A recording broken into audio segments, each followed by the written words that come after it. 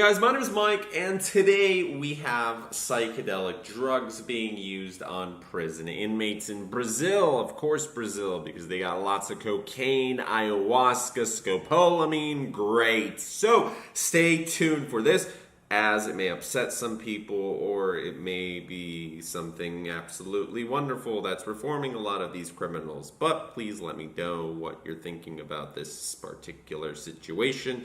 And let's get into today's show. I just want to do a quick little shout out before this video goes live. My best friend started a YouTube channel. Check it out. It's business related, so you may or may not like it, but please send over some love over there. The description will feature his link. So check it out, comment, like, do something like that, and let's get into the video. And today I thought I was gonna have my head chopped off by the cartels because there was gunshots outside. No, they weren't. They were fireworks. And I walked outside, paranoid as fuck, and I was like, oh, okay, it's just fireworks. Cool, so let's come back inside, record this video. What is happening today? Brazil is offering inmates hardcore drugs. How can this be? A government is feeding these murderers and kidnappers and rapists with psychedelics? Not only any regular psychedelics, but the most powerful psychedelic out there with the highest and the highest, that doesn't really make sense. Fuck, that ruined my rhythm. Shit, you know what's going on. The most intense experience, ayahuasca. Ayahuasca. Brazil's feeding ayahuasca. You're drinking ayahuasca like Coca-Cola out in the middle of the Amazonian forest. Treating inmates with psychedelics drugs anywhere is thought to be rare. In one short-lived experiment in the US in the early 1960s, researchers from Harvard University, under the direction of Timothy Leary, gave psilocybin, magic mushrooms, a drug derived from psychoactive mushrooms, to inmates at a prison in Concord, Massachusetts. And then they killed each other. No, that's not what happened, but it is rare for governments or regulated bodies to give mind-altering psychoactive substances to individuals who are behind bars serving time for doing their crimes. But in this case, it's happening. It's in Brazil. Where else other than the land of cocaine, scopolamine, and ayahuasca, and football. So, cool! And Jesus statues. Please don't be mad at me for mispronouncing it. It's called Hiparania.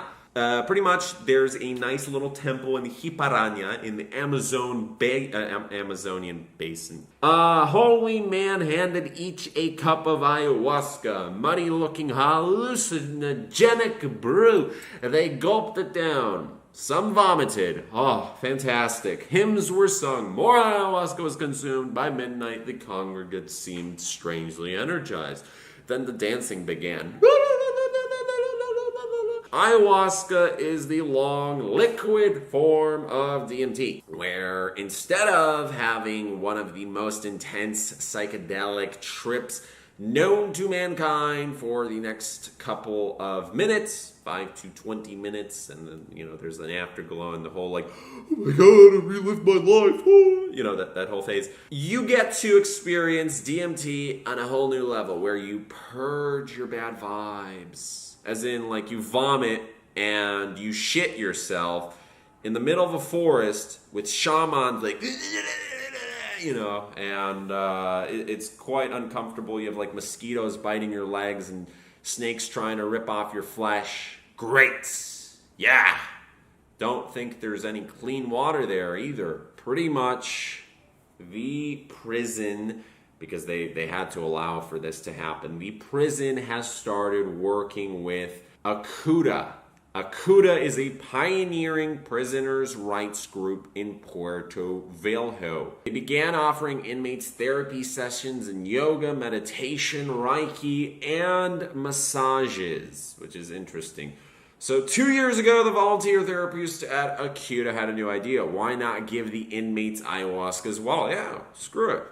The Amazonian brew, which is generally made by blending and boiling a vine, Banisteriopsis capi, with a leaf Psychotra viridis is growing in popularity in Brazil.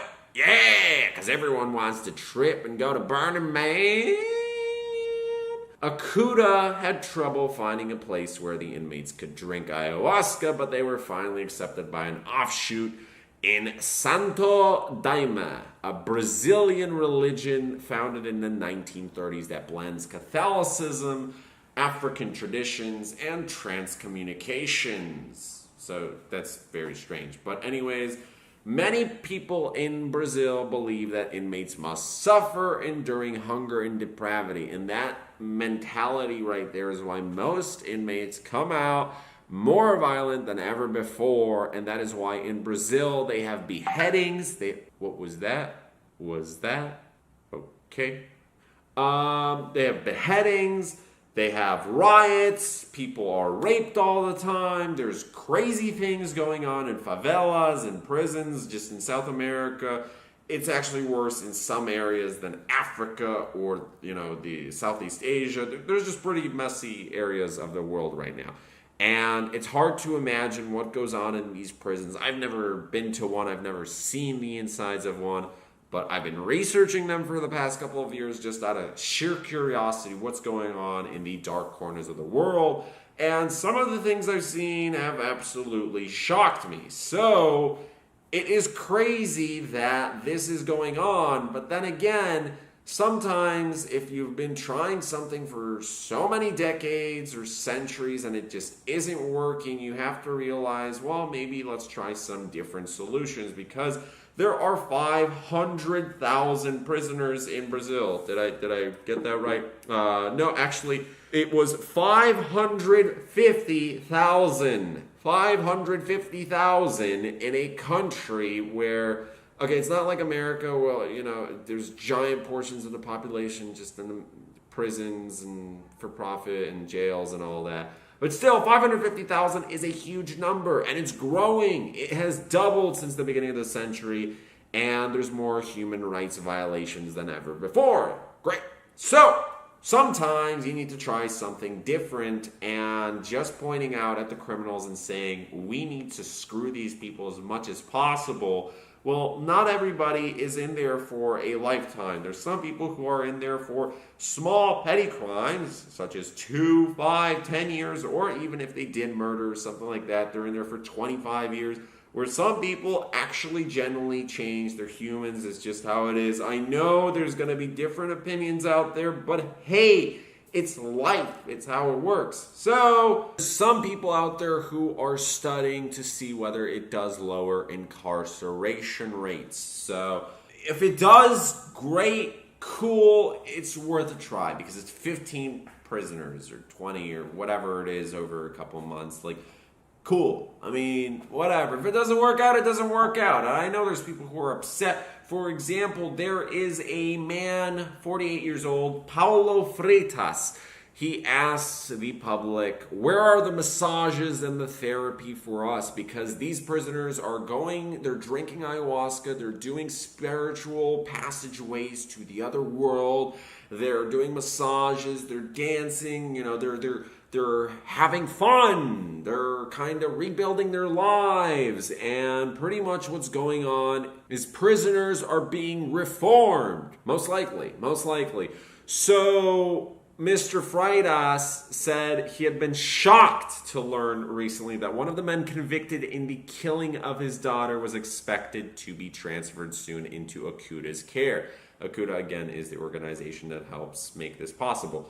So, pretty much what happened to his daughter, she was 18 years old, she was kidnapped, she was raped, and she was murdered in one of the most heinous crimes over the past couple of years. Okay, so it's the morning time and I still gotta finish this video, and we've been sleeping way too long, so most people in Brazil, where conservative politicians are growing in strength as well, are turning over to that side where they're against drugs, they're against the criminals, they want a peaceful Brazil, and I don't blame them.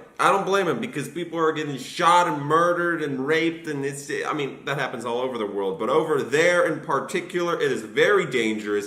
I mean, when the Olympic Games and all that was going on, there was a lot of weird, sketchy things. So it's like, hey, they have a point there. But trying new alternatives sometimes is worth the risk. It is extremely risky giving hardened criminals one of the most intense psychedelic trips possible because it can cause schizophrenia if you're prone to that, or other mental diseases, which may not be the best thing for someone who's already kind of, because you have to be a little mental to kill another human being. But some people are like, well, it's good because this is more torturous than anything else. And it's just like, aha, yes, we're getting the prisoners. So they can forever beg for forgiveness. As one guy in this story was saying that he's had 20 trips so far.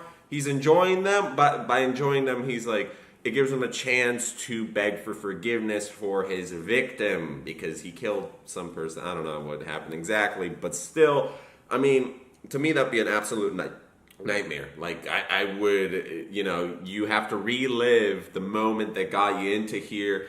And a lot of these guys are expanding their consciousness, but they're also going back through what happened, why they're here. They learned, they did some horrible things, and some are changing. There's one, Darcy Alter Santos de Silva. Jesus, that's a long-ass name. He's 43, a construction worker serving a 13-year sentence for sexual abuse of a child under the age of 14 years old. We are considered the trash of Brazil, but this place accepts us.